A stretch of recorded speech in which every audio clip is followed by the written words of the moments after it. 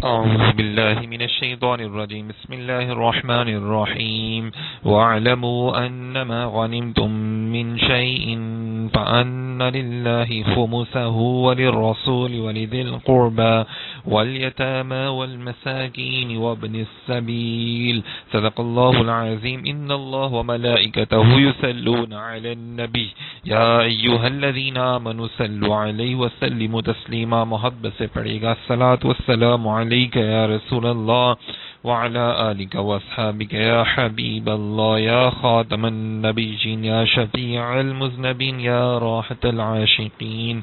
سامعین محترم، آج ہمارا انوار قرآن کے سلسلے میں ماشاءاللہ سے 21واں لیکچر ہے. آج ہم 10واں پارہ جو ہے وہ بیان کریں گے. تو اللہ رب العزت نے ارشاد فرمایا، اور جان لو کہ تم جو مال غنیمت حاصل کرو تو اس کا 5واں حصہ خاص اللہ کے لیے اور رسول کے لیے اور رسولوں کے رشتہ داروں کے لیے اور یتیموں اور مسکینوں مسافروں کے لیے ہے، اگر تم اللہ پر اور اس پر ایمان رکھتے ہو جو ہم نے اپنے خاص بندے پر فیصلے کے دن اتارا، جس دن دونوں فوجیں آمنے سامنے ہوئی تھی. اللہ ہر شے پر قادر ہے.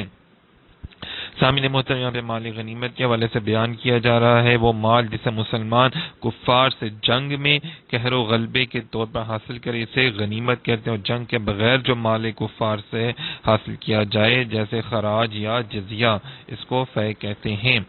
سامعین محترم، مال غنیمت کی حلت اور اس امت کی خصوصیت کیا ہے؟ یہ سابقہ امتوں میں کسی کے لیے مال غنیمت حلال نہیں تھا. نبی پاک صلی اللہ علیہ وسلم نے فرمایا کہ ہم سے پہلے کسی کے لیے غنیمت حلال نہیں ہوئی. اللہ تعالی نے ہمارا ضعف و عجز دیکھ کر اسے ہمارے لیے حلال قرار دیا. ضعف و عجز ذرا خیال کیجئے گا تھوڑا سا کہ نا، یہ اس لحاظ سے بیان کیا جا رہا ہے کہ جب مسلمان ہوتے تھے لوگ تو کفار ان کی جائیدادیں سلب کر لیتے تھے، تمام ان کے مال و دولت، گھر، ان کے باغات، مویشی سلب کر لیتے تھے.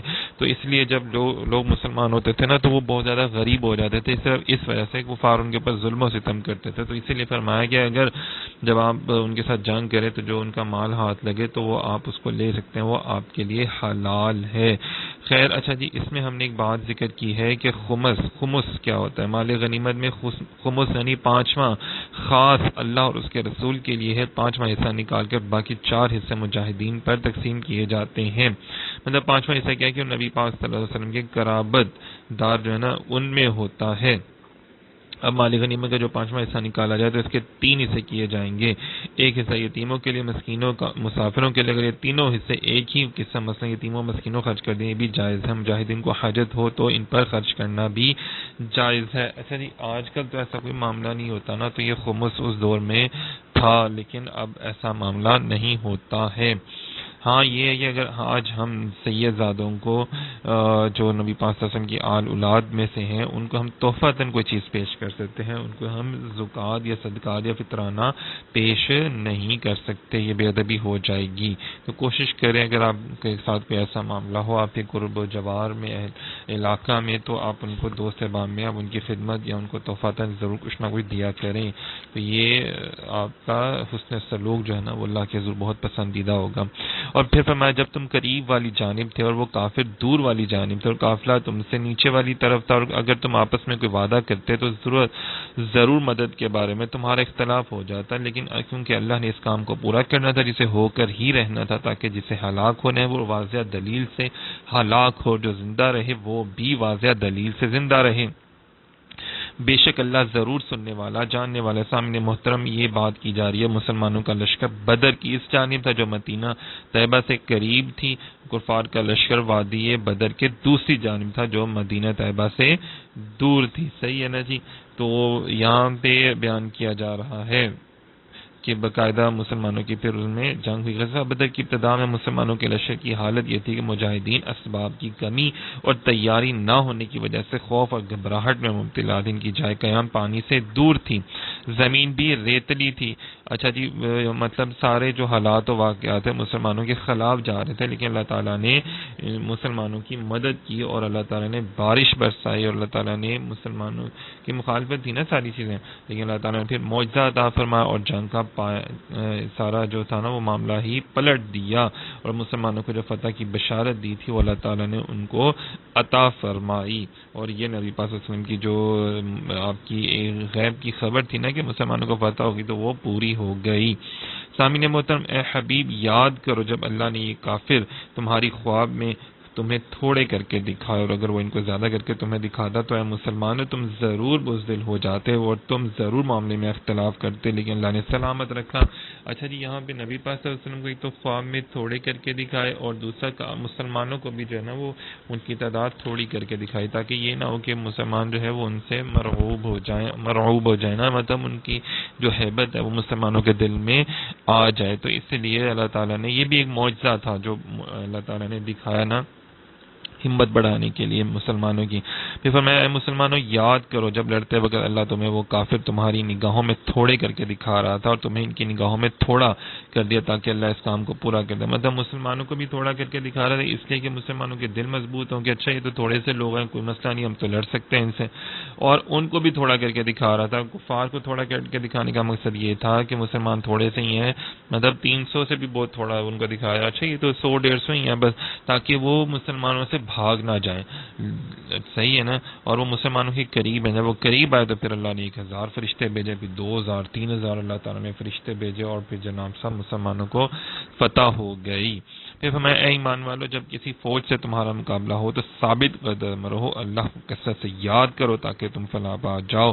تمام مسلمان افواج کے بارے میں یہ بات کی جا رہی ہے، اور خاص کر جنگ بدر کے مسلمانوں کے لیے کہ جناب مقابلہ ہو تو ثابت قدم رہنا، پیچھے نہیں ہٹنا، اور ہر حال میں اللہ کا ذکر کرو، تو پھر دیکھو کہ اللہ تعالیٰ تمہیں کتنی فلاح اور کامیابیاں عطا فرمائے گا۔ سامعین محترم، آج بھی اگر ہم مصیبت و آلائش اور مطلب جتنے بھی مصیبتیں آ رہتی ہیں، پریشانیاں، آزمائشیں، ان میں اللہ کا ذکر کریں تو اللہ تعالیٰ ہمارا مددگار ہے، اور اللہ تعالیٰ ذکر کرنے کو پسند کرتا ہے۔ پھر فرمایا اور اللہ اس کے رسول کی اطاعت کرو، آپس میں بے اتفاقی نہ کرو ورنہ تم بزدل ہو جائے، تمہاری قوت اکھڑ جائے گی، اور صبر کرو بے شک اللہ صبر کرنے والوں کے ساتھ ہے۔ فرمایا کہ اللہ اور اس کے رسول کی اطاعت کرو، آپس میں جھگڑو مت۔ کچھ مسلمان ایک دوسرے کی مخالفت کچھ باتیں کر دی تھی نا، احد میں بعض مسلمانوں بعض کی مخالفت کی تھی، فرمایا باہمی جو تنازع جو ہے نا وہ کمزوری پیدا کر دیتا ہے اور عزت کو ختم کر دیتا ہے نا، تو اس لیے اتفاق اور اتحاد کا راستہ جو ہے وہ اپناؤ، تو پھر دیکھو باہمی اتحاد جو ہے تمہیں دوسروں کے اوپر بھی فتح عطا فرمائے گا۔ سامعین محترم، یہ ہمیں بھی سکھایا جا رہا ہے، ذرا غور کریں، باہمی اتحاد اتفاق سلوک سے رہنا تو ہے وہ آپ کی کامیابی ہے، اور ساتھ اللہ کا ذکر کرنا۔ اگر آپ ایک دوسرے سے کٹ جاتے ہیں، چھوڑ دیتے ہیں، علیحدہ علیحدہ ہو جاتے ہیں تو پھر نقصان ہے۔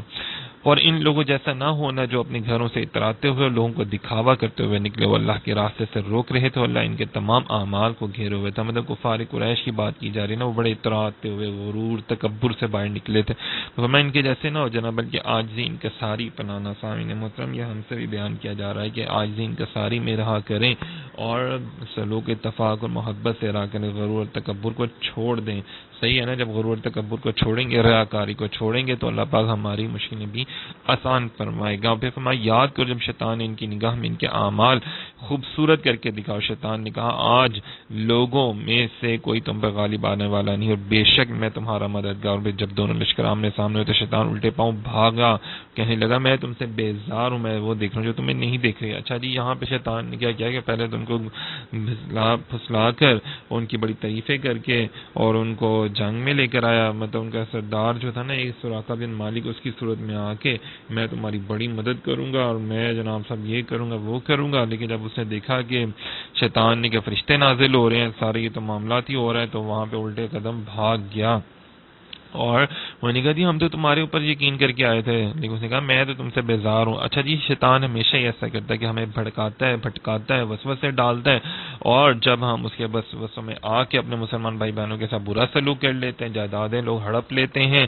اور کسی کو نقصان پہنچا دیتے ہیں، گالیاں دے دیتے ہیں، تو پھر شیطان تو وہاں سے دور بھاگ جاتا ہے۔ اب یہ دیکھیں نا، یہ تو اب آپ کے نامہ اعمال میں لکھا گیا نا، اب یہ آپ نے غور کرنا ہے کہ آپ نے شیطان کے راستے پہ چلنا ہے یا اللہ تعالیٰ کے راستے میں چلنا ہے۔ تو فرمایا وہ تو بھاگ گیا، اور پھر ان لوگوں کو شکست ہوئی۔ جب وہ واپس گئے انہوں نے پوچھا کہ جی تو نے ہمارے ساتھ کیا کیا؟ اس نے کہا جی میں تو وہاں پہ گیا ہی نہیں تھا، مجھے تو پتہ ہی نہیں۔ تو بہرحال یہ چیزیں ہیں موجود، جب پھر شیطان اس طرح انسان کو بھٹکاتا ہے، اور جب انسان بھٹک جاتا ہے تو وہاں سے بھاگ جاتا ہے۔ تو میں جب منافق اور وہ لوگ جن کے دلوں میں بیماری ہے کہنے لگے کہ ان مسلمانوں کو ان کے دین نے دھوکے میں ڈالا ہوا ہے، اور جو اللہ پر توکل کرے تو بے شک اللہ غالب ہے، یعنی کہ منافقین جو تھے نا وہ کہتے تھے کہ یہ مسلمان جو ہو رہے ہیں ان کے دل کی بیماری ہے اچھا میں، اور جن کے دلوں میں بیماری ہے، جس سے مراد مکہ مکرمہ کے وہ لوگ ہیں جنہوں نے کلمہ اسلام تو پڑھ لیا تھا مگر ابھی تک ان کے دلوں میں شک و تردد باقی تھا۔ مطلب منافقین کو کہا جاتا ہے کہ دل کی بیماری ہے ان کو نا، اور وہ بڑے دھوکے تھے اور مسلمانوں کے خلاف جو تھے نا لوگوں کو بھڑکاتے تھے۔ لیکن فرمایا جو اہل توکل ہیں، جو اللہ پر توکل کرنے والے ہیں تو وہ کسی سے نہیں ڈرتے۔ یہ دیکھیں نا توکل کرنا کتنا ضروری ہے، صحابہ کرام کا توکل تو اللہ تعالیٰ کے اوپر بہت زیادہ تھا۔ پھر فرمایا اور اگر آپ دیکھتے جب فرشتے کافروں کی ان کے چہروں پیٹھوں پہ مارتے ہوئے جان نکالتے ہیں اور کہتے ہیں آگ کا عذاب چکھو، تو یہ دیکھو کہ جب آپ دیکھتے اے حبیب کہ دیکھیں کہ ان کے اوپر کتنا ان کے ساتھ سلوک ہو رہا ہے، جنہوں نے انکار کیا تو پھر آپ دیکھیں مار مار کے ان کی روحیں نکالی جا رہی ہیں۔ پھر فرمایا کہ یہ بدلہ ہے ان اعمال کا جو تمہارے ہاتھوں نے آگے بھیجا، اللہ بندوں پر ظلم نہیں کرتا، مطلب یہ تمہارے اپنے کرتوت ہیں سارے۔ فرمایا جیسے فرعون والوں اور ان سگلوں کا دستور وہ اللہ کی آیتوں سے منکر ہوئے تو اللہ نے انہیں کیا کیا، اللہ نے ان کے گناہوں کے سبب انہیں پکڑ لیا، بے شک اللہ بڑی قوت والا سخت عذاب دینے والا ہے۔ مطلب منکروں کو، کافروں کو، منافقین کو پکڑ لیا نا، ان کو قتل کیا، جیسے فرعونیوں کو غرق کر کے ہلاک کیا پانی میں، اسی طرح یہ بھی غزوہ بدر کے دن قتل اور قید میں چلے گئے۔ دیکھیں نا انہوں نے فرعونیوں نے موسیٰ علیہ السلام کی نبوت کو جھٹلایا تھا، انکار کیا تھا اور نبی کی توہین کی تھی، اور یہاں پہ ان لوگوں نے کافروں نے نبی پاک صلی اللہ علیہ وسلم کی نبوت اور رسالت کو جان بوجھ کر جھٹلایا تھا، صحیح ہے نا، تو اس لیے ان کے اوپر بھی عذاب آیا۔ پھر فرمایا یہ اس وجہ سے ہے کہ اللہ کسی نعمت کو ہرگز نہیں بدلتا جو اس نے کسی قوم کو عطا فرمائے جب تک وہ خود ہی اپنی حالت کو نہ بدلیں۔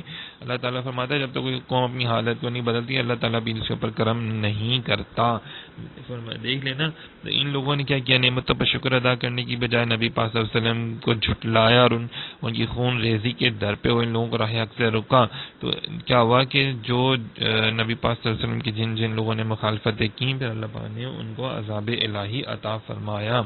جیسا فرعون ان سے پہلوں کا طریقہ، انہوں نے اپنے رب کی آیتوں کو جھٹلایا تو ہم نے انہیں ان کے گناہوں کے سبب ہلاک کر دیا۔ دیکھ لینا مردودوں کو ہلاک کر دیا اللہ پاک نے۔ بے شک جانوروں میں سب سے بدتر اللہ کے نزدیک ہوا جنہوں نے کفر کیا تو وہ ایمان نہیں لائے۔ مطلب ان کافروں کو جو ہے نا جانوروں سے بھی بدتر قرار دیا جا رہا ہے، یہ لوگ ایمان نہیں لاتے، مطلب بھٹکے ہوئے ہیں۔ جانور تو کسی کو نہیں نا کوئی چیز سمجھتے، تو یہ تو جانوروں سے بھی گئی گزرے ہیں نا۔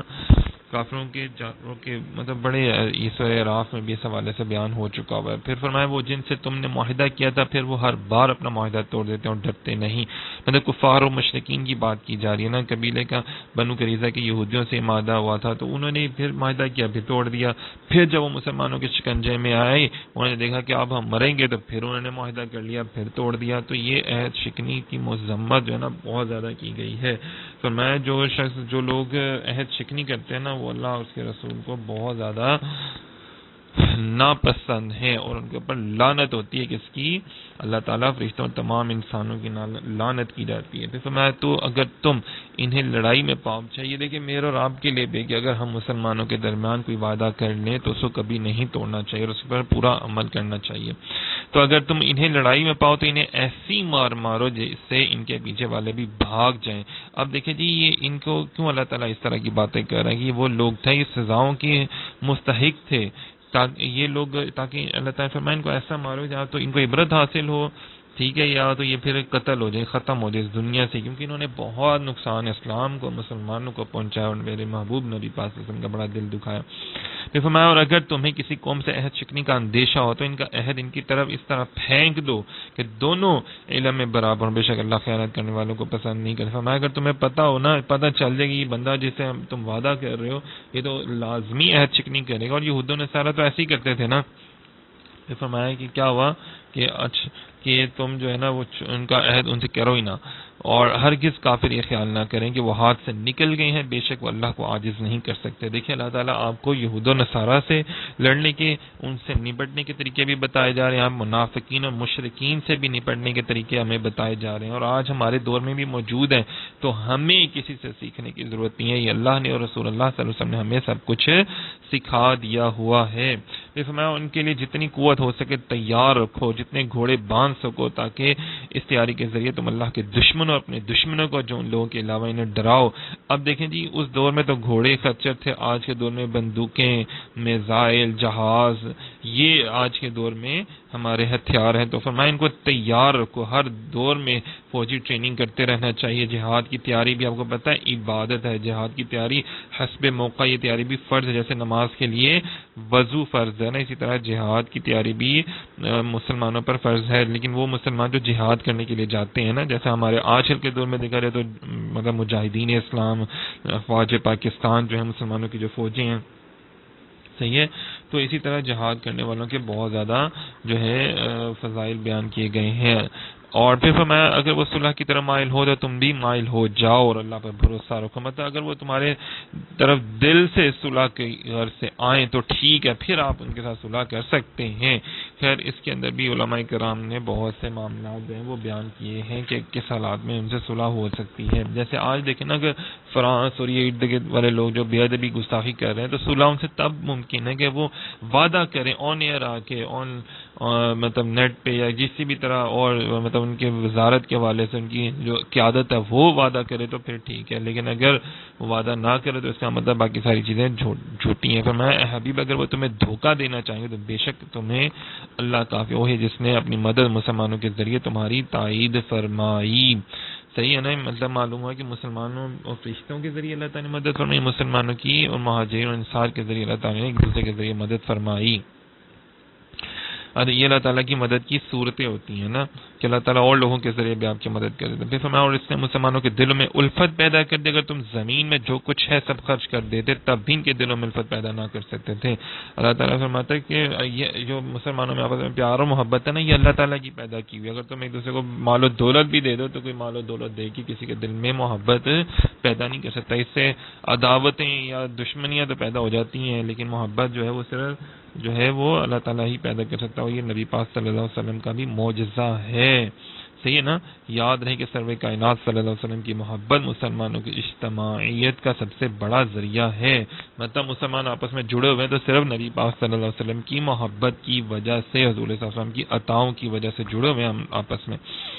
پھر فرمایا اے نبی اللہ تمہیں کافی ہے اور جو مسلمان تمہارے پیروکار ہیں، مطلب اللہ تعالیٰ نے کفار کے دھوکہ دینے کی صورت میں نبی پاک صلی اللہ علیہ وسلم سے اپنی مدد کا وعدہ فرمایا تھا۔ اس آیت میں اللہ تعالیٰ نے ہر طرح کی مدد اور نصرت اور کامیابی کا وعدہ فرمایا ہے۔ فرمایا محبوب آپ کو بس اللہ اور اس کا رسول ہی کافی ہے۔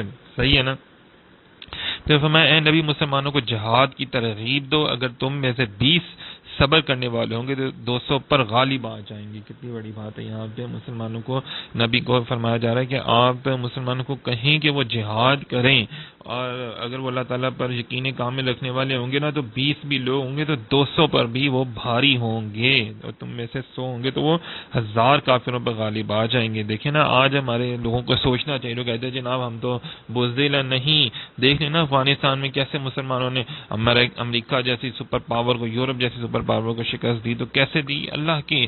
پھر یہ آج دیکھیں نا کشمیر میں، فلسطین میں جو مجاہدین اسلام بڑی بڑی سپر پاوروں سے لڑ رہے ہیں، اور وہ پاگل لوگ ہیں کہ یار ہم اتنی میزائل، اتنے بندوقیں، اتنی فوجی پاور رکھنے کے باوجود بھی مکمل طور پہ کشمیر فلسطین حاصل نہیں کر پائے، تو یہ دیکھیے یہ مسلمانوں کی شان ہے نا، تو وہ اس کے اوپر عمل کرتے ہیں۔ تو آج ہمیں بھی چاہیے کہ ہم بھی جہاد کریں۔ ہمارے لیے جہاد یہ ہے کہ ہم یہ social media, print media, electronic media, generation war جو ہے اس حوالے سے ہم اچھی باتیں لوگوں تک پہنچا کے جو ہے نا وہ جہاد کر سکتے ہیں۔ جیسے یہ دیکھیں نا آپ کو یہ کورس کروایا جا رہا ہے تو یہ بھی ایک جہاد ہے، علمی جہاد ہے، جہاں تک لوگ اس کو سنیں، پڑھیں، سمجھیں، اور آپ اس کو جتنا آگے شیئر کریں گے تو آپ بھی مجاہد اسلام کے لانے کے حقدار ہو جائیں گے، اور آپ اچھی باتیں اسلامی قرآن پاک کا خلاصہ یہ آگے زیادہ سے زیادہ شیئر کریں جو عشق رسول صلی اللہ علیہ وسلم میں بیان کیا جاتا ہے۔ تو یہ جہاد کی ترغیب فرمایا، غازی کی تنخواہ مقرر کرنا، اس کے بیوی بچوں کی پرورش کرنا، بہادروں کی قدر دانی کرنا سب میں داخل ہے۔ یہ جہاد بہت اعلیٰ عبادت ہے نا، نبی پاک صلی اللہ علیہ وسلم نے رغبت دینا جائز ہے جہاد کی رغبت دینا بھی جائز ہے، قرآن پاک میں ہے۔ پھر فرمایا ایمان والو کیا میں تمہیں وہ تجارت بتا دوں جو تمہیں دردناک عذاب سے بچا لے؟ تم اللہ اس کے رسول پر ایمان رکھو، اللہ کی راہ میں اپنے مالوں اور اپنے جانوں کے ساتھ جہاد کرو، یہ تمہارے لیے بہتر ہے اگر تم اپنا حقیقی نفع چاہتے ہو۔ میں راہ جہاد میں تو جہاد کرتے ہیں تو کافروں کو قتل کرتے ہیں اور شہید ہوتے ہیں، اللہ تعالیٰ نے فرماتے ہیں کہ وہ انہوں نے جنت خرید لی، انہوں نے، کتنی بڑی بات ہے نا۔ پھر فرمایا اے ایمان والو تمہیں کیا ہوا جو جب تم سے کہا جائے کہ اللہ کی راہ میں نکلو تو تم زمین کے ساتھ لگ جائے؟ تو کیا تم آخرت کی بجائے دنیا کی زندگی پر راضی ہو گئے؟ تو آخرت کے مقابلے میں دنیا کی زندگی کا ساز و سامان بہت ہی تھوڑا ہے، کتنی بڑی بات ہے نا۔ کہا جا رہا ہے کہ تم آگے آؤ، بڑھو اور جہاد کرو، مشرکین سے اپنے مال، جان اور زبان سے جہاد کرو، کتنی بڑی بات ہے۔ جو مر جائے اور نہ تو جہاد کرو نہ اپنے دل میں سے خیال کرے تو وہ نفاق کے حصے پر مرے گا۔ مطلب غازی کے مددگار کے لیے اپنا ثواب ہے، اور غازی کا ثواب مطلب غازی کا بھی اجر و ثواب بہت زیادہ ہے جو جہاد سے زندہ سلامت واپس آتا ہے، کتنی بڑی بات ہے نا۔ اور کسی نبی کے لائق نہیں کافروں کو زندہ کر لے جب تک زمین میں ان کا خون خوب نہ بہا لے۔ تم لوگ دنیا کا مال و ثواب چاہتے ہو، اللہ آخرت چاہتا ہے۔ ارشاد میں کسی نبی کے لائق نہیں اپنے ہاں کافروں کو قید رکھے جب تک زمین میں ان کا خون خرابہ نہ بہا لے۔ مطلب خیر بعد میں پھر جو آیات تھی نا وہ نازل ہوئی تھی، فدیہ کے نا، فدیہ لے کے چھوڑ دینے والی آیات بھی تھی، وہ نازل ہوئی بعد میں ماشاءاللہ سے۔ تو یہ چیزیں بھی دیکھی جاتی ہیں، لیکن پہلے جو حکم تھا نا وہ تھا کہ ان کو مار دو، فدیہ لینے کا حکم نہیں تھا، لیکن بعد میں پھر فدیہ لے کے چھوڑ دینے کا حکم بھی آیا، صحیح ہے۔ اور یہ حضرت عمر فاروق رضی اللہ تعالیٰ عنہ کہ انہوں نے عرض کیا تھا کہ مار دیا جائے نا، تو اللہ پاک نے فرمایا ہاں مار دو ان کو، کیونکہ انہوں نے دیکھے نا ظلم بھی بہت کیا تھا نا مسلمانوں پہ۔ بعد میں پھر آیات نازل ہوئی فدیہ لینے کی۔ پھر فرمایا اگر اللہ کی طرف سے پہلے سے ایک حکم لکھا ہوا نہ ہوتا تو اے مسلمانوں تم نے کافروں سے جما لیا، اس کے بدلے تمہیں بڑا عذاب پکڑ لیتا۔ فرمایا اللہ پاک نے اگر پہلے فرمایا ہوتا نا فدیے کا تو ٹھیک تھا، لیکن اللہ پاک نے چونکہ نہیں فرمایا تو اس لیے بہرحال جو غلطی کوتاہیاں ہو جاتی ہیں تو اللہ پاک ان کو معاف فرما بھی سکتا ہے۔ تو حضرت عمر بن خطاب حضرت سعد بن معاذ بچ جاتے ہیں کیونکہ ان کی رائے عالی فدیہ لینے کے خلاف تھی۔ مطلب دیکھیں نا حضرت عمر رضی اللہ عنہ کی رائے تھی کہ ان کو مار دیں، تو اللہ پاک نے بھی فرمایا مار دیں، کتنی بڑی بات ہے کہ حضرت عمر فاروق رضی اللہ تعالیٰ عنہ کے والے سے بیان کیا جاتا ہے کہ آپ کی رائے کے مطابق بہت سے احکامات قرآن پاک میں نازل ہوئے ہیں۔ نبی پاک صلی اللہ علیہ وسلم نے فرمایا کہ اللہ تعالیٰ نے عمر کی زبان اور دل پر حق جاری فرما دیا ہے، کتنی بڑی بات ہے نا۔ صحابہ کرام کو کچھ لوگ غلط کہتے ہیں تو وہ ذرا سوچیں سمجھیں کہ صحابہ کرام کی شانیں کتنی زیادہ ہیں۔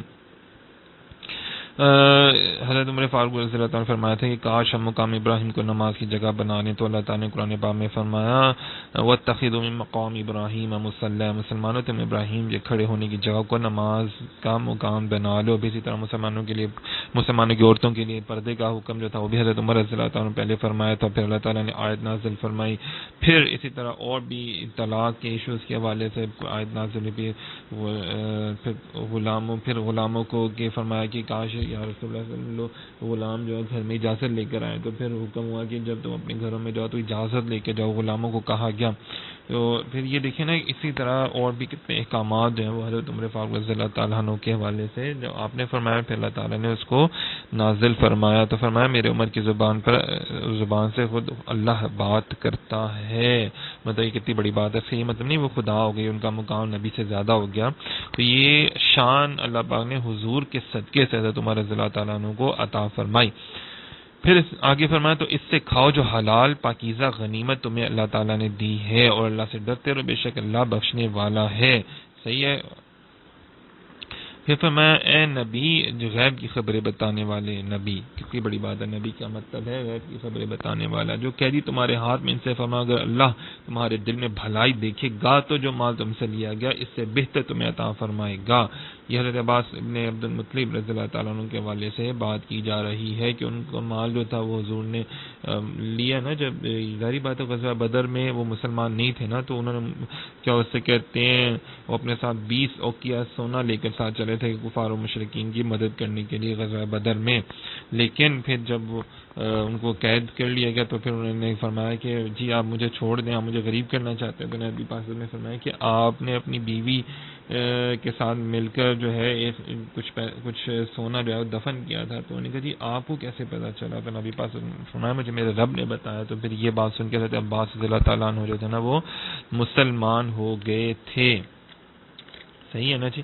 اور پھر اللہ تعالیٰ نے فرمایا کہ اللہ تعالیٰ آپ کو اس سے بہتر عطا فرمائے گا۔ پھر اللہ تعالیٰ نے عباس رضی اللہ تعالیٰ عنہ کو بہتر، بہت زیادہ بہتر عطا فرمایا کہ 20 اوقیہ سونے کے بدلے میں 20 غلام عطا فرمایا، اور 20 غلام ایسے تھے جو کہ سارے کے سارے تاجر کما کے لاتے تھے، اور ایک کی سب سے کم از کم کمائی بھی 20,000 درہم تھی۔ مطلب اللہ تعالیٰ نے پھر ان کو پر کرم کیا، انہوں نے اللہ تعالیٰ کی راہ میں جو مال دے دیا تھا نا تو وہ اللہ پاک نے اس سے زیادہ ان کو عطا فرمایا۔ پھر فرمایا اے حبیب اگر وہ تم سے خیانت کرنا چاہتے ہیں تو بے شک اس سے پہلے اللہ سے خیانت کر چکے ہیں جس پر اس نے انہیں تمہارے قابو میں دے دیا۔ مطلب کیا ہوا کہ یہ جو لوگ ہیں نا یہ آپ سے محبوب خیانت کرنا چاہتے ہیں، جھوٹ بولنا چاہتے ہیں، تو اللہ پاک فرماتے ہیں کہ ان کو میں نے عذاب یہ دیا کہ ان کو آپ کے قابو میں دے دیا۔ مطلب بدر میں یہ کیا ہوا کہ قتل بھی ہوئے اور پھر قیدی بھی ہوئے یہ لوگ۔ دیکھ لینا کہ جو جھوٹ بولتا ہے تو پھر ان کے ساتھ سلوک بھی بہت برا کیا جاتا ہے۔ پھر میں بے شک وہ لوگ جو ایمان لائے اور ہجرت کی اللہ کی راہ میں اپنے مالوں اور جانوں سے جہاد کیا، وہ جنہوں نے پناہ دی اور مدد کی، وہ سب ایک دوسرے کے وارث ہیں۔ مطلب مہاجرین اور انصار کی یہاں پہ بات کی جا رہی ہے کہ دونوں جو ہے نا بہت ہی اچھے لوگ ہیں، دونوں نے ایک دوسرے کی بہت زیادہ مدد کی ہے۔ سبحان اللہ۔ سامعین محترم دیکھیں کتنی نفیس تعلیم ہے کہ اسلام اور مسلمانوں کے دشمنوں سے بھی کیے ہوئے وعدے کی پاسداری کی جائے اور کوئی ایسا کام نہ کیے جس سے وعدہ شکنی کی صورت نکلتی ہے۔ اسے معلوم ہوا کہ اسلام کی تعلیمات اخلاقی اچھائیوں کی انتہا تک پہنچی ہوئی ہے۔ فرمایا کہ اگر وہ آپ سے وعدہ کرتے تو آپ نے پورا کرنا ہے، مطلب اگر وہ توڑیں تو توڑیں، لیکن محبوب آپ لوگوں نے مسلمانوں سے کہیں کہ وہ وعدہ مت توڑیں، تو مسلمانوں کو حتی الامکان وعدہ کرنے کی بارے میں کہا جا رہا ہے، وعدہ کریں اس کو پورا بھی کریں۔ اور کافر آپس میں ایک دوسرے کے وارث ہیں، اگر تم ایسا نہ کرو گے تو زمین میں فتنہ و فساد پھیل جائے گا۔ معلوم ہوا کہ کافر جو ہے نا تمہارے ان کے درمیان کوئی وراثت نہیں، کافر ایک دوسرے کے وارث ہو سکتے ہیں لیکن وہ آپ کے وارث نہیں ہو سکتے، نہ ہی آپ ان کے وارث ہو سکتے ہیں۔ صحیح ہے جی۔ اس آیت سے ثابت ہو کہ اللہ تعالیٰ مسلمانوں کو کافروں کی دوستی ان کا وارث بننے سے منع کیا ہے، ان سے جدا رہنے، مسلمانوں کا آپس میں بیل جول رکھنے اور ایک دوسرے کا مددگار معاون بن کر مضبوط طاقت بننے کا حکم دیا ہے۔ لیکن افسوس فی زمانہ گھر سے لے کر عالمی سطح تک اس معاملے مسلمانوں کا حال اس کے الٹ ہی نظر آ رہا ہے کہ وہ اپنے بہن بھائیوں کے ساتھ میل جول رکھنے مشکل حالات میں ایک دوسرے کی مدد کرنے کی بجائے مطلب پڑوسیوں کی مدد کرنے کی بجائے دوسروں کی مدد کر رہے ہوتے ہیں، غیر مسلموں کی مدد کر رہے ہوتے ہیں۔ تو اللہ تعالیٰ مسلمانوں کو سلیم عطا فرمائے، اپنے دین و مذہب کی تعلیمات کو سمجھنے، ان پر عمل کرنے، ان کے تقاضوں کو پورا کرنے کے اللہ پاک توفیق عطا فرمایا۔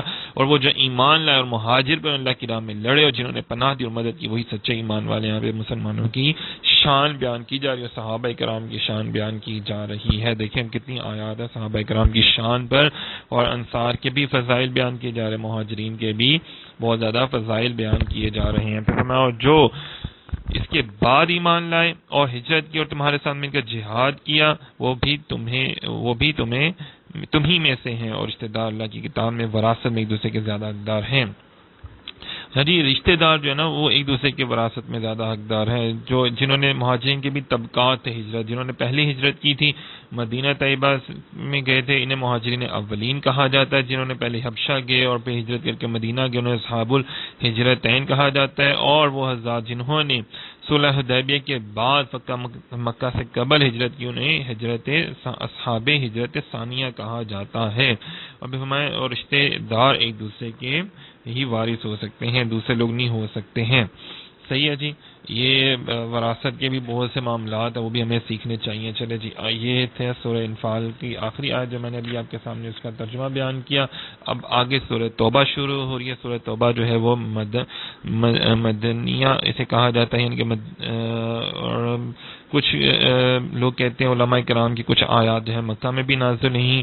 توبہ سورہ توبہ کا توبہ رکھنے کا ذکر کیا ہے، سورت میں کثرت سے توبہ کا ذکر کیا گیا ہے، اس لیے اسے سورہ توبہ کہا جاتا ہے۔ اس میں بسم اللہ نہیں لکھی گئی شروع میں، تو کیونکہ نبی پاک صلی اللہ علیہ وسلم نے بسم اللہ لکھنے کا حکم نہیں فرمایا، فرمایا بسم اللہ امان ہے، اور سورہ توبہ تلوار کے ساتھ امن اٹھا دینے کے لیے نازل ہوئی ہے۔ سورہ توبہ کے فضائل کیا ہیں کہ نبی پاک صلی اللہ علیہ وسلم نے ارشاد فرمایا منافق سورہ ہود، سورہ برات یعنی کہ سورہ توبہ، سورہ دخان، سورہ نبا کو یاد نہیں کر سکتا منافق جو ہے نا۔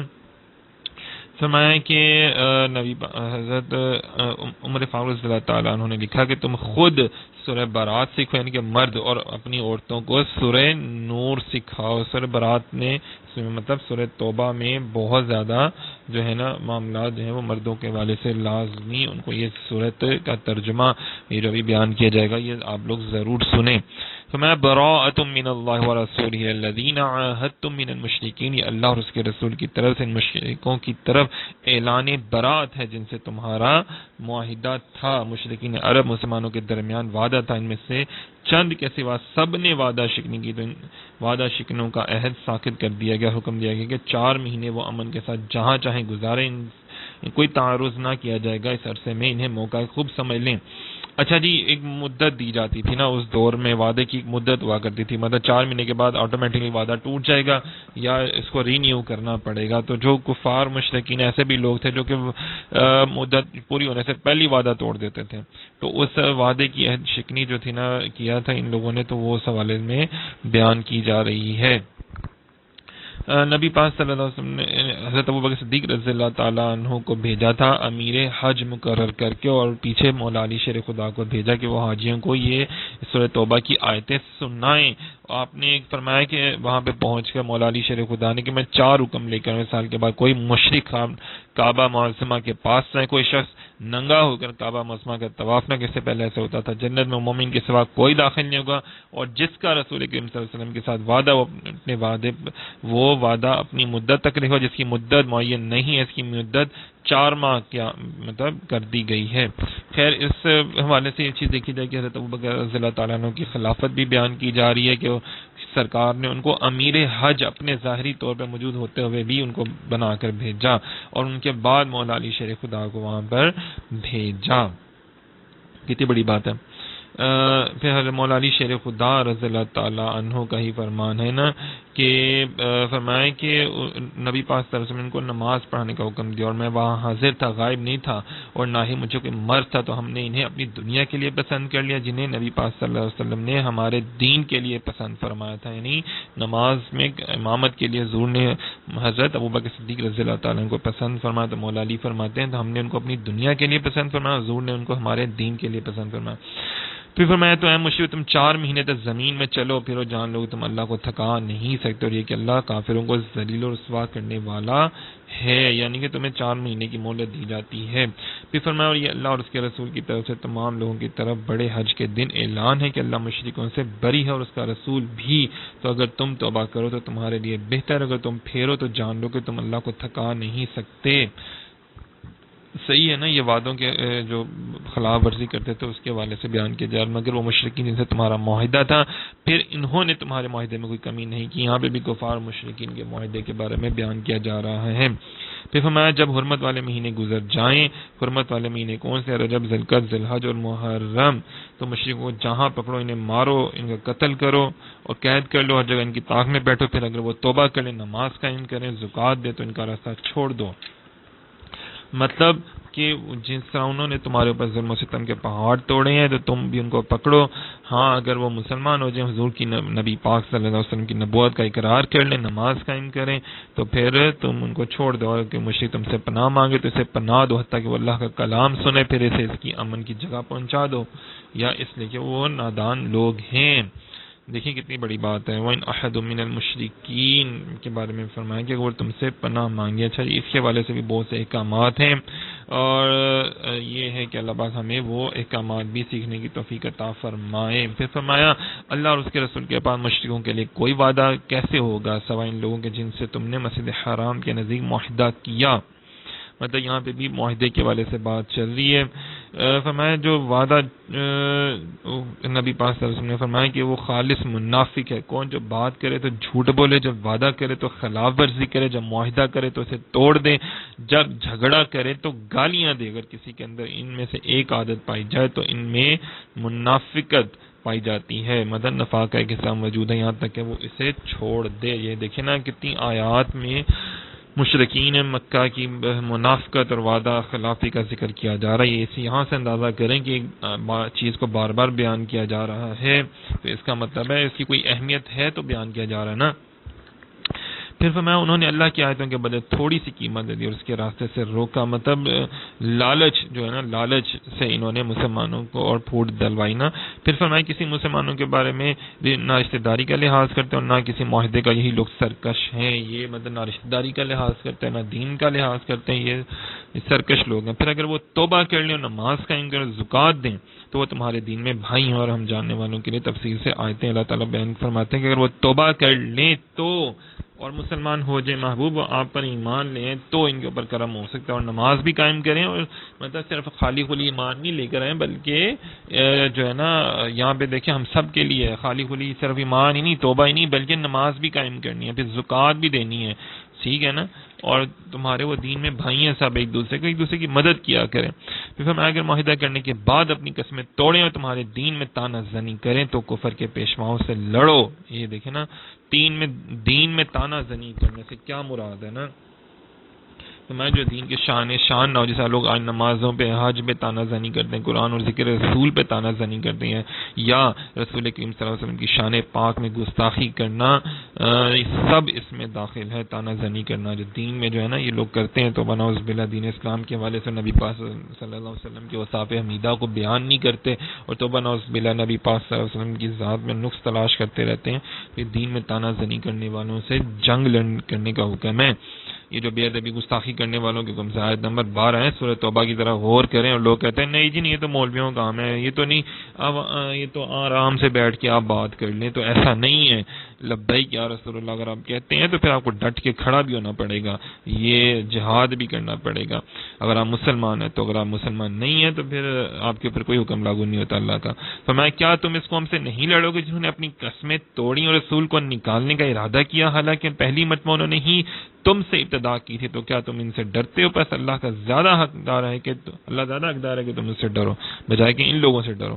تو اللہ یہاں پہ دیکھیں نا صاف صاف بیان کی جا رہا ہے کہ جن لوگوں نے اللہ اور اس کے رسول کو نقصان پہنچانے کی کوشش کی تو پھر کیا، اور پہلی گستاخی بے ادبی انہوں نے کی نا، پہلے مسلمانوں کے ساتھ وعدہ شکنی ان لوگوں نے کی نا، تو یہ اللہ تعالیٰ کو نہایت ناپسند ہے۔ فرمایا بے شک وہ تو شیطان ہی جو اپنے دوستوں سے ڈراتا ہے، تو تم ان سے نہ ڈرو، مجھ سے ڈرو۔ اگر مطلب وہ بڑی بڑی کے جناب ان کے پاس بڑے ہتھیار ہیں، ان کے پاس بڑا علم ہے، یہ ہے وہ ہے، تو کہتا ہے کہ نہیں ان سے نہ ڈرو، مجھ سے ڈرو، میں تمہیں فتح دینے والا ہوں۔ تو میں تم ان سے لڑو، اللہ تمہارے ہاتھوں سے انہیں عذاب دے گا، اللہ تمہارے ہاتھوں سے انہیں ذلیل اور رسوا کرے گا، ان کے خلاف تمہاری مدد کرے گا۔ دیکھیں اگر ہم لوگ ڈٹ جائیں تمام مومنین مسلمان، تو دیکھیں کوئی بھی کفار مشرکین یہود و نصارہ ہمارے سامنے کھڑے نہیں ہو سکتے، تو اللہ تعالیٰ تب ہماری مدد فرمائیں گے اور ان کے دلوں کی گھٹن دور فرما دے گا، اور اللہ جس پر چاہتا ہے اپنی رحمت سے رجوع فرماتا ہے، اللہ علم والا اور حکمت والا ہے۔ بعض اہل کفر جو ہے نا وہ بعض آ کر طائب ہو گئے، یہ خبر بھی ایسی واقعہ ہوئی کہ جیسے چنانچہ ابو سفیان اکرمہ جو ابو جہل کا بیٹا تھا وہی مسلمان ہو گیا، کچھ لوگ مسلمان ہو گئے تھے، ان کے بارے میں بیان کیا جا رہا ہے۔ پھر فرمایا کیا تم نے یہ گمان کر لیا کہ تمہیں ایسے ہی چھوڑ دیا جائے گا، حالانکہ ابھی اللہ نے ان لوگوں کی پہچان نہیں کروائی جو تم میں سے جہاد کرنے والے ہیں، اور وہ جنہوں نے اللہ اس کے رسول ایمان والوں کے علاوہ کسی کو اپنا رازدار نہیں بنا، اللہ تمہارے کاموں سے خبردار ہے۔ کتنی بڑی بات ہے۔ مشرکوں سے دلی دوستی کرنے اور ان تک مسلمانوں کے رات پہنچانے کی ممانعت کی جا رہی ہے۔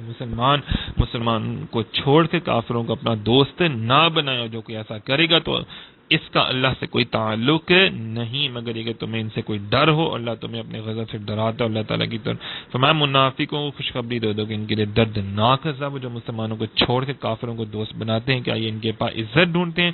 تمام عزتوں کا مالک اللہ ہے، اللہ تعالیٰ عزت دینے والا ہے۔ فرمایا غیروں کو رازدار نہ بناؤ، وہ تو تمہاری برائی میں کمی نہیں کریں گے، وہ تمہیں اچھا سلوک پھر بھی نہیں کریں گے تمہارے ساتھ۔ یہ ایسے ہی ہے نا، دیکھنے حقیقت ہے، آج دیکھنے جو لوگ دوسرے ممالک میں ہیں اور وہ پھر ان کے ساتھ کیا سلوک کرتے ہیں مسلمانوں کے ساتھ، پہلے سبز باغ دکھاتے ہیں، پھر سود اور پتہ نہیں ٹیکس اور کس کس میں جکڑ لیتے ہیں، پھر اس کے بعد بڑا برا سلوک کرتے ہیں۔ فرمایا مشرکوں کو کوئی حق نہیں کہ وہ اللہ کی مسجدوں کو آباد کرے جبکہ یہ خود اپنے کفر کے گواہ ہیں، ان کی تمام اعمال برباد ہیں اور یہ ہمیشہ آگ ہی میں رہیں گے۔ اس آیت میں بیان کیا جا رہا ہے کہ بطور خاص مسجد حرام کعبہ معظمہ مراد ہے اور باقی بھی ہے نا۔ اچھا، اس کا شان نزول کیا تھا؟ کفار قریش کے سرداروں کی جماعت جو بدر میں گرفتار ہوئی، نبی پاک صلی اللہ علیہ وسلم کے چچا حضرت عباس بھی تھے ان میں شامل، ان کو صحابہ کرام نے شرک پر آڑ دلائی۔ حضرت مولا علی شیر خدا نے بھی کہا، تو حضرت عباس تب مسلمان نہیں ہوئے تھے نا، تو انہوں نے کہا کہ تم ہماری برائیاں تو بیان کرتے ہو، ہماری خوبیاں کیوں چھپاتے ہو؟ انہوں نے کہا جی کیا خوبیاں ہیں؟ انہوں نے کہا جی ہم نے مسجد حرام کو آباد کیا، کعبے کی خدمت کیا، حاجیوں کو کھانا کھلاتے تھے، اور جب مسافر ہوتے تھے اور جو قیدی ہوتے تھے ان کو رہا کرتے تھے۔ تو اس آیت میں فرمایا نہیں، نا جی نا، اللہ تعالیٰ کی عبادت کے لیے آباد کی جاتی ہے مسجد، تو جو خدا کا منکر ہو اور اس کے ساتھ کفر کرے وہ کیا مسجد آباد کرے گا؟ ایمان کے بغیر کوئی عمل معتبر نہیں ہے، چاہے آپ مسجد میں بھی کریں تو وہ عمل معتبر نہیں ہے جب تک آپ اللہ اس کے رسول پر ایمان نہیں رکھتے۔ مسجد تو ہے ہی اللہ کا گھر، اور وہ تو اللہ کی عبادت سے یہ بات ہو سکتا ہے نا۔ فرمایا کہ کتنی بڑی بات ہے نا، یہاں پہ دیکھیں ذرا غور کرنا چاہیے جو لوگ سمجھتے ہیں نا کہ جناب کفار کی نیکیاں جیسے مساجد کی خدمت، مسافر خانہ، کنویں وغیرہ بنانا سب برباد ہیں، کسی پر ان کو کوئی بھی ثواب نہیں ملے، کیونکہ ان کا مقصد اللہ کی رضا نہیں ہے، ان کا مقصد لوگوں میں جو ہے وہ کیا ہے، مقبول ہونا ہے، وہ لوگوں میں اپنی دھاک بٹھانا چاہتے ہیں سیاسی یا اور کسی حوالے سے، صحیح ہے نا۔ تو بہرحال یہ جو ہے نا ان کا مقصد نہیں ہوتا اللہ کی رضا حاصل کرنا، تو اس لیے ان کا عمل کا کوئی ثواب ان کو نہیں دیا جاتا۔ جیسے میں اللہ کی مسجدوں کو وہی آباد کرتے ہیں جو اللہ اور قیامت کے دن پر ایمان لاتے ہیں، نماز قائم کرتے ہیں، زکوٰۃ دیتے ہیں، اللہ کے سوا کسی سے نہیں ڈرتے، تو ان قریب یہ لوگ ہدایت والوں میں سے ہوں گے۔ سامعین محترم، مسجد آباد کرنے کے مستحق مومنین ہیں، مسجدوں کو آباد کرنے میں یہ امور داخل ہے: جھاڑو دینا، مسجد میں صفائی کرنا، روشنی کرنا، مسجدوں کو دنیا کی باتوں سے، ایسی چیزوں سے محفوظ رکھنا جن کے لیے وہ نہیں بنائی، مسجدیں عبادت کرنا، ذکر اللہ کرنے کے لیے بنائی ہیں، علم کا درس بھی ذکر میں داخل ہے، کتنی بڑی بات ہے نا۔ تو اسی طرح مسجد نبوی صلی اللہ علیہ وسلم کی تعمیر کے والے بھی اسے بھی بیان کیا جا رہا ہے کہ جو مسجد نبوی میں سب سے پہلے اعلیٰ فوج حضرت عمر رضی اللہ تعالیٰ عنہ نے ڈالے، اس سے پہلے صرف بجری تھی، اور اس کی عالی شان عمارت سب سے پہلے عثمان غنی رضی اللہ تعالیٰ عنہ نے بنائی، اور قندیلیں جو اسے کہتے ہیں نا مطلب روشنی کے لیے آگ جلائی جاتی تھی تو تمیم داری رضی اللہ تعالیٰ عنہ نے کی ہے۔ خیر، اس طرح مسجد تعمیر کرنے کی بے شمار فضائل ہیں، مسجدیں تعمیر کرو، انہیں محفوظ بناؤ، نبی پاک صلی اللہ علیہ وسلم کا حکم ہے، جو اللہ تعالیٰ کے لیے مسجد بنائے گا اللہ تعالیٰ اس کے لیے جنت میں گھر بنائے گا۔ نبی پاک صلی اللہ علیہ وسلم نے فرمایا جس نے اللہ تعالیٰ کے لیے چھوٹی یا بڑی مسجد بنائے اللہ تعالیٰ اس کے لیے جنت میں گھر بنائے گا۔ اسی طرح اس حوالے سے بہت زیادہ فضائل بیان کیے گئے۔ اللہ تعالیٰ مجھے اور آپ کو، ہم سب کو مسجد یا ایسے مدارس قائم کرنے کی توفیق عطا فرمائے جس میں نماز پڑھائی جائے، علم دین سکھایا جائے، اللہ اس کے محبوب کا ذکر کیا جائے۔ فرمایا تو کیا تم نے حاجیوں کو پانی پلانے والے کو، مسجد حرام کی خدمت کرنے والے کو اس شخص کے برابر ٹھہرا لیا جو اللہ اور قیامت پر ایمان لیا؟ معلوم ہوا کہ جتنے مرضی وہ خدمت کر رہے ہیں وہ برابر نہیں ہو سکتے مومنین مسلمانوں کے۔ یہ شان نزول اس کا یہی ہے جو میں نے بھی پیچھے بیان کیا تھا نا حضرت عباس رضی اللہ تعالیٰ کے حوالے سے۔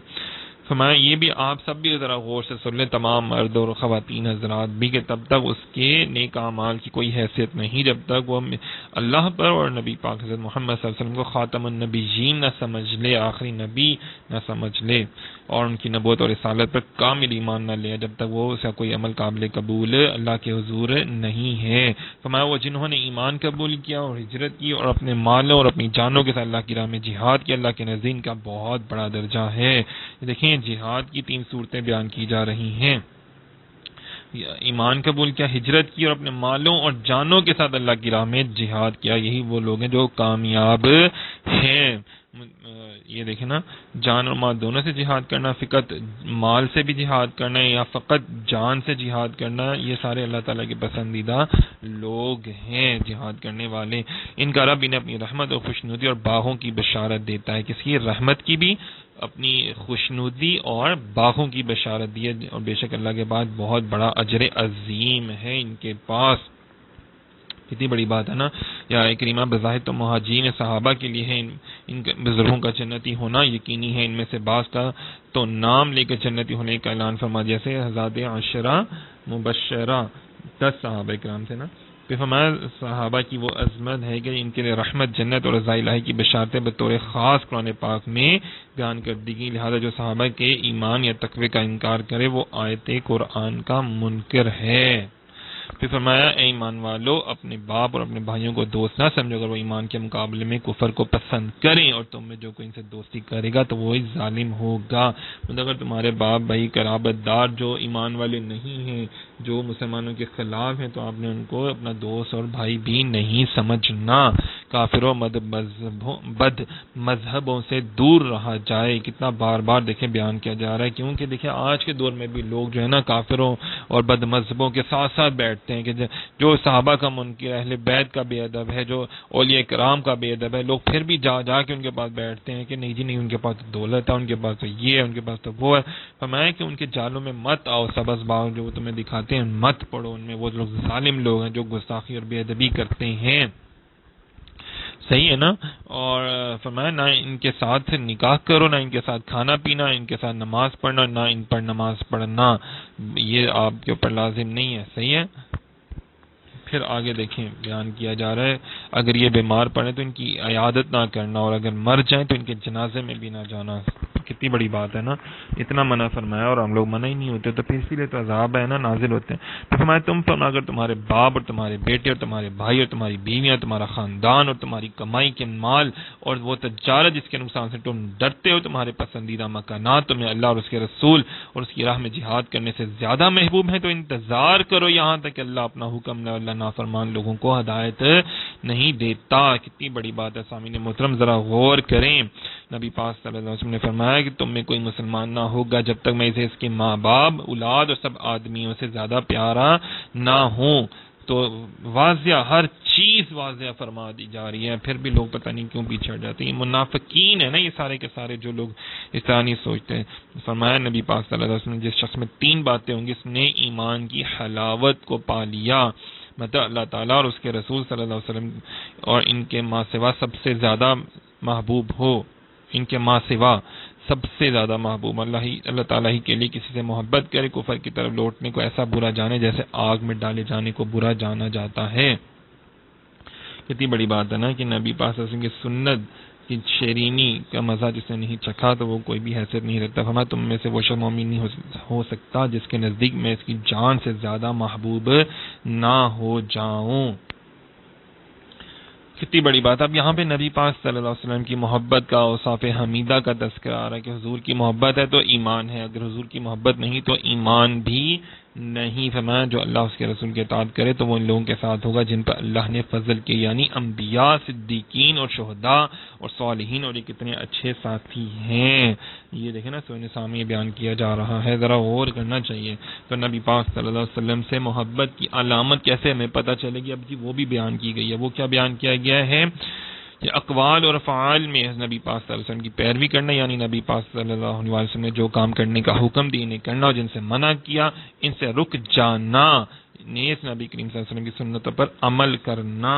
ٹھیک ہے نا۔ پھر نبی پاک صلی اللہ علیہ وسلم کا ذکر جمیل زیادہ کرنا اور زیادہ سے زیادہ درود و سلام پڑھنا، زیادہ سے زیادہ نبی پاک صلی اللہ علیہ وسلم کی سیرت پاک اوصاف حمیدہ کا مطالعہ کرنا، اور لوگوں کو بتانا بھی کہ ذکر حبیب صلی اللہ علیہ وسلم کے وقت تعظیم و توقیر بجا لانا، اس میں گرامی سن کر انکساری کے ساتھ اپنے سر کو جھکا لینا، جس سے سرکار دو عالم صلی اللہ علیہ وسلم محبت رکھتے ہوں ان سے بھی محبت کرنا، یہ بھی حضور سے محبت کرنا ہوتا ہے، جیسے صحابہ کرام، اولیاء کرام اور اہل بیت اطہار۔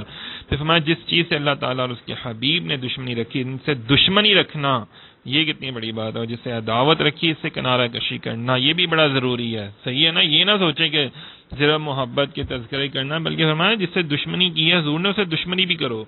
قرآن مجید سے محبت رکھنا، رسول اکرم صلی اللہ علیہ وسلم کی امت کے ساتھ شفقت و مہربانی سے پیش آنا، یہ بھی حضور سے ہی محبت کا انداز ہوگا۔ پھر فرمایا بے شک اللہ نے بہت سے مقامات میں تمہاری مدد فرمائی اور حنین کے دن کو یاد کرو جب تمہاری کثرت نے تمہیں خود پسندی میں مبتلا کر دیا. جی اچھا جی، یہاں پہ غزوہ حنین کی بات کی جا رہی ہے. حنین جو ہے وہ مکہ اور طائف کے درمیان ایک مقام کا نام ہے. اس کا دوسرا نام غزوہ حوازن بھی ہے. قبیلہ حوازن جو تھا نا ان سے لڑائی ہوئی تھی. تو غزوہ حنین کا واقعہ کیا تھا کہ مسلمان جب وہاں پہ لڑنے کے لیے گئے نا تو مسلمانوں کی تعداد ماشاءاللہ سے کافی زیادہ ہو گئی تھی. 12,000 کا لشکر حضور لے کے نکلے تھے شوال 8 ہجری میں نا. تو 10,000 تو مہاجرین اور انصار کا لشکر تھا جو مدینے سے آپ کے ساتھ تھا، اور 2,000 نو مسلم تھے جب فتح مکہ ہوا تھا نا. تو پھر جو لوگ نئے نئے مسلمان ہوئے تو وہ بھی شامل. تو ایسے مسلمانوں کو نا اپنا اتنا بڑا لشکر دیکھ کر ان کی زبان سے نکل آیا کہ بھلا ہم پر کون غالب آ سکتا ہے. تو اللہ تعالیٰ کو ان حضرات کا اپنی فوجوں کی کثرت پر ناز کرنا پسند نہیں آیا. مطلب اللہ تعالیٰ کو یہ پسند نہیں آیا کہ اپنی کثرت پہ ناز کریں. حالانکہ فتح اور کامیابی تو اللہ کے ہاتھ میں ہے. لوگوں کی کثرت، مال کی کثرت، یہ ساری چیزیں عزت آپ کو طاقت نہیں دے سکتی، فتح نہیں دے سکتی. تو اس کا خمیازہ کیا ہوا کہ مسلمان جو نئے مسلمان ہوئے تھے وہ ڈر گئے اور ان کے دلوں میں کفار کی ہیبت آ رہی. اگر وہ بھاگے تو کیا اس سے کہتے ہیں کفار نے ان کے اوپر حملہ کیا، مسلمانوں کو اس سے بھاری نقصان ہوا. تو تیروں کی بارش ہوئی، مسلمانوں میں 12,000 کا لشکر فرار ہو چکا تھا. لیکن نبی پاک صلی اللہ علیہ وسلم پیچھے نہیں ہٹے، آپ برابر آگے چلتے رہے. اور نبی پاک صلی اللہ علیہ وسلم پہاڑ کی طرح ڈٹے رہے اور اپنے سفید خچر پر، جبکہ لوگ پیچھے بھاگ رہے تھے. پھر نبی پاک صلی اللہ علیہ وسلم فرما رہے تھے آنن نبی جولا کاذب، میں نبی ہوں، یہ جھوٹ نہیں ہے، میں عبد المطلب کا بیٹا ہوں. پھر آپ نے حضرت عباس رضی اللہ تعالیٰ فرمائیں کہ ان کی آواز ذرا اونچی تھی. اب فرمایا واپس ان کو بلاؤ، مہاجرین انصار کو. پھر انہیں بلایا یا معشر الانصار یا للمہاجرین کا نعرہ لگایا. تو سارے واپس پلٹے اور پھر انہوں نے واپس پلٹ کے اچھے بھرپور انداز میں کفار پر حملہ کیا اور کفار کو پھر شکست ہوئی. کتنی بڑی بات ہے. پھر مال غنیمت بھی مسلمانوں کے ہاتھ میں آیا. اچھا جی، یہاں پر بیان فرمایا جا رہا ہے کہ کیا چیز کہ مسلمان کا حقیقی بھروسہ اللہ تعالیٰ کی مدد پر ہونا چاہیے. اسباب اختیار کرنے کا حکم ہے لیکن پھر بھی توکل صرف اللہ پر ہو. بعض اوقات چند لوگوں کی غلطی کا نتیجہ سب کو بھگتنا پڑتا ہے. خود پسندی اللہ کو ناپسند ہے، لہٰذا اپنے ہر کمال کو اللہ کا فضل سمجھنا چاہیے، نہ کہ اپنے زور بازو کا نتیجہ. پھر فرمایا اللہ تعالیٰ نے ایک جگہ پر کہ اور اگر اللہ کا فضل اور اس کی رحمت تم پر نہ ہوتی تو تم میں سے کوئی شخص بھی کبھی پاکیزہ نہ ہوتا. البتہ اللہ پاکیزہ فرما دیتا ہے جس کو چاہتا ہے، اور اللہ سننے والا اور بخشنے والا ہے. اچھا جی، خود پسندی کی علامات کن کن چیزوں میں پائی جاتی ہیں؟ کچھ لوگ حسن و جمال، شکل و صورت، صحت، قوت اور اعضاء میں تناسب ہوتا ہے نا تو اس میں ہی بڑا خود پسندی میں اور غرور تکبر میں آ جاتے ہیں. اور فرمایا کہ اس میں آپ یہ سوچیں کہ مرنا بھی تو ہے نا، آپ نے بڑھنے کے بعد یہی حسن و جمال جو ہے وہ ہڈیوں میں تبدیل ہو جائے گا، بدبوئیں آئیں گی. پھر فرمایا اپنی عقل اور سمجھداری پر اللہ تعالیٰ کا شکر ادا کرنا کیا ہے کہ اپنی عقل اور سمجھداری اللہ کی راہ میں استعمال ہونی چاہیے. پھر اچھے نسب پر بھی آپ کو غرور تکبر نہیں کرنا. بیٹوں، خادموں، رشتہ داروں، مددگاروں اور پیروکاروں کی کثرت بھی آپ کے اندر غرور تکبر نہ لے کر وہاں پہ آپ یہ سوچیں کہ یہ میری کوئی مدد نہیں کر سکتے، میری مدد صرف اللہ تعالیٰ کر سکتا ہے، اور قبر میں بھی اللہ نے ہی مدد کرنی ہے. اور مال اگر آپ کے پاس زیادہ اس کے پر غرور آئے تو فوراً سے پہلے وہ مال اللہ کی راہ میں خرچ کریں. فرمائیں کہ یہ اللہ تعالیٰ کا عطا کیا ہوا مال ہے، میں کون سا اپنے آپ سے خرچ کر رہا ہوں، اللہ کے دیے ہوئے میں سے ہی تو خرچ کر رہا ہوں. تو یہ دیکھیں اللہ تعالیٰ چاہتا ہے کہ ہر ممکن مسلمانوں کے اندر غرور تکبر نہ آئے. پھر اللہ نے اپنے رسول پر اور اہل ایمان پر اپنی تسکین نازل فرمائی. سکینہ کہتے ہیں نا، سکینہ نازل فرمایا، تسکین. اور اس نے ایسے لشکر اتارے جو تمہیں دکھائی نہیں دیتے تھے. اس نے کافروں کو عذاب دیا اور کافروں کی یہی سزا ہے. پھر اللہ تعالیٰ فرما رہے کہ یہاں میں غزوہ حنین میں بھی اللہ تعالیٰ نے فرشتوں کے ذریعے مسلمانوں کی مدد فرمائی. پھر اس کے بعد اللہ جسے چاہے گا توبہ کی توفیق دے گا. اللہ بخشنے والا مہربان ہے. فرمایا پھر یہاں پہ کیا ہوا کہ پھر بہت سے لوگ آئے اور وہ لوگ پھر مسلمان ہوئے. قبیلہ حوازن کے بھی لوگ آئے اور وہ بھی پھر حضور علیہ السلام کی بارگاہ میں حاضر ہوئے اور مسلمان ہوئے. جس نے فرمایا توبہ کی پھر اللہ پاک اس کی توبہ بھی قبول کرتا ہے. پھر فرمایا اے ایمان والو، مشرک بالکل ناپاک ہیں تو اس سال کے بعد وہ مسجد حرام کے قریب نہ آنے پائیں. اور اگر تمہیں محتاجی کا ڈر ہے تو ان قریب اللہ اپنے فضل سے اگر چاہے گا تو تمہیں دولت مند کر دے گا. بے شک اللہ والا علم والا حکمت والا. اچھا جی، مشرکین آتے تھے کیونکہ ایک بہت بڑی منڈی بھی لگتی تھی حج کے دوران، کاروبار بھی ہوتا تھا، تجارت ہوتی تھی. تو اللہ تعالیٰ نے فرمایا کہ آج کے بعد مشرکین کیونکہ وہ ناپاک ہیں، اندر سے ناپاک ہے نا، باطن کے اعتبار سے ناپاک ہیں، صحیح ہے، تو وہ ان کو نہ آنے دو. ٹھیک ہے، کفر و شرک کی جو غلاظت ان کے سینوں میں ہے نا، غلاظت نجاست ان کے سے وہ آلودہ ہیں، تو ان کو نہ آنے دو نا، نجس ہیں وہ، ناپاک ہیں.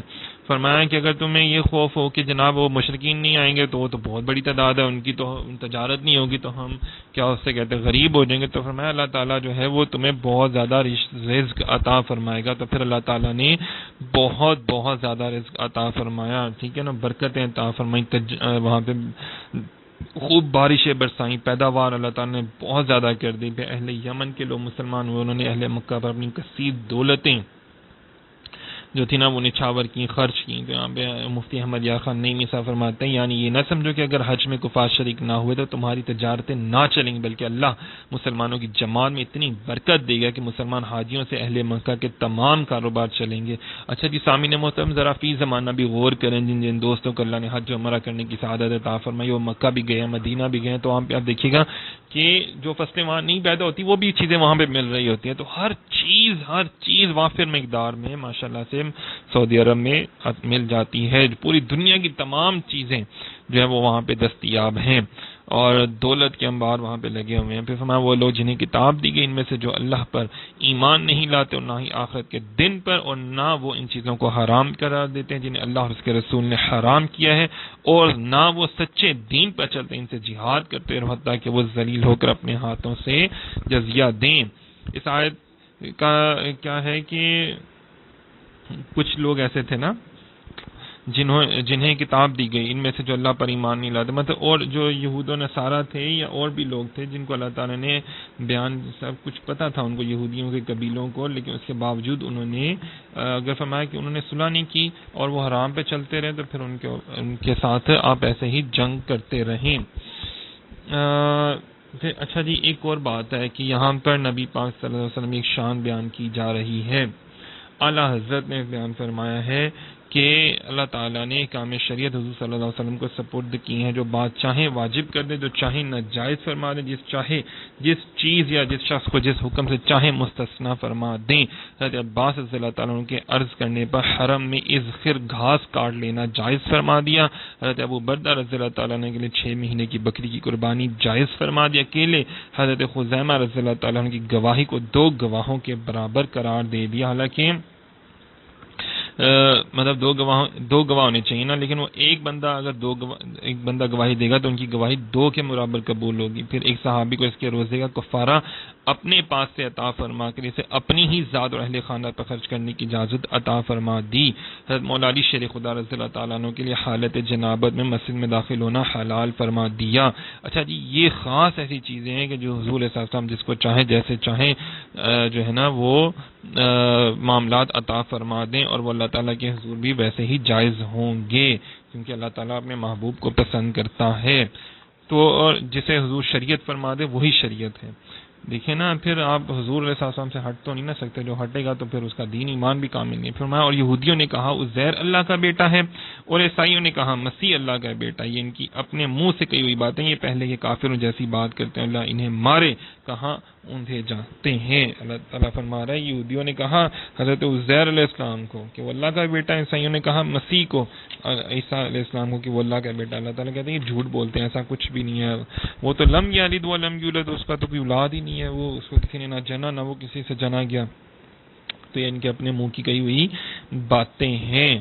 پھر انہوں نے اپنے پادریوں درویشوں کو اللہ کے سوا رب بنا لیا، مسیح ابن مریم کو بھی، حالانکہ انہیں صرف یہ حکم دیا گیا تھا کہ وہ ایک معبود کی عبادت کریں، اس کے سوا کوئی معبود نہیں ان کے شرک سے پاک ہے. یہاں پہ پھر ان یہودیوں اور عیسائیوں کے بارے میں بیان کیا جا رہا ہے کہ وہ پادریوں علماء کو معبود بنا کر ان کی کوئی باقاعدہ عبادت نہیں کرتے تھے، بلکہ خدا کے حکم کو چھوڑ کر ان کے حکم کو اپنے لیے شریعت بنا لیا کرتے تھے.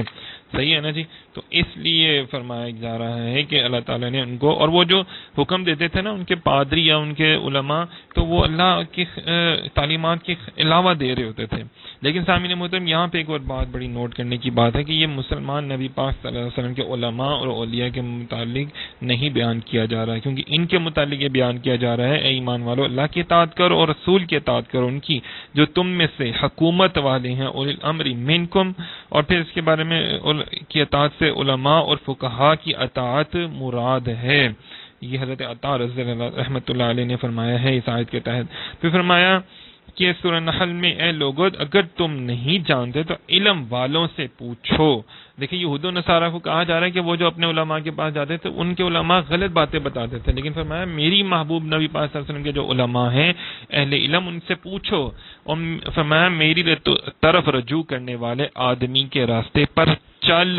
حضرت لقمان سورہ لقمان میں بیان فرمایا جا رہا ہے کہ جو انہوں نے میری طرف رجوع کیا ہے نا، تو علم حاصل کیا ہے، جو میرے اولیاء ہیں ان کے پاس چلو، ان کے راستے پر چلو. پھر فرمایا بے شک مہاجرون انسان میں سے سابقین اولین اور دوسرے وہ جو بھلائی کے ساتھ ان کے پیروی کرنے والے ان سب سے اللہ راضی ہوا، اور یہ اللہ سے راضی ہیں تو اللہ ان سے بھی راضی ہو گیا. رضی اللہ عنہم ورضوا عنہ، ان کی شان اللہ پاک بیان کر رہے ہیں حضور علیہ السلام کی امت کے نیک لوگوں کی. اور فرمایا ہے کہ نبی پاک صلی اللہ علیہ وسلم نے کس کی خیر خواہی کریں، تو نبی پاک صلی اللہ علیہ وسلم نے ارشاد فرمایا اللہ کی، اس کی کتاب کی، اس کے رسول کی، مسلمانوں کے امام کی اور عام مومنین کی خیر خواہی کرنا ہمارے اوپر لازم ہے. دین کی دین خیر خواہی کا نام ہے نا، تو دین پر عمل کرنے کے لیے ہمیں نیک لوگوں کے اہل علم کی بارگاہ میں بیٹھنا ہوگا. فرمایا جا رہا ہے کہ اللہ تعالیٰ کے لیے عمل خالص عمل اللہ تعالیٰ کے لیے ہونا چاہیے، مطلب اخلاص آپ کے اندر پانا چاہیے. اور فرمایا علماء کی اطاعت کرنا اور مسلمانوں کی جماعت کو لازم پکڑ لینا. علماء کی اطاعت کا حکم دیا. فرمایا علم سیکھو، لوگوں کو سکھاؤ، فرائض سیکھو، لوگوں کو سکھاؤ، قرآن سیکھو، لوگوں کو سکھاؤ. میں وفات پانے والوں ہوں، علم عنقریب اٹھ جائے گا، فتنے ظاہر ہوں گے، حتیٰ کہ دو شخص ایک فریضے میں جھگڑیں گے اور ایسا کوئی شخص نہ پائیں گے جو ان میں فیصلہ کر دے. مطلب قیامت کے دن کی نشانی بھی بتائی گئی ہے نا، لیکن اس سے پہلے حکم دیا کہ علم حاصل کرو. ظاہری بات ہے وہ علم والوں سے علم سیکھا جاتا ہے نا.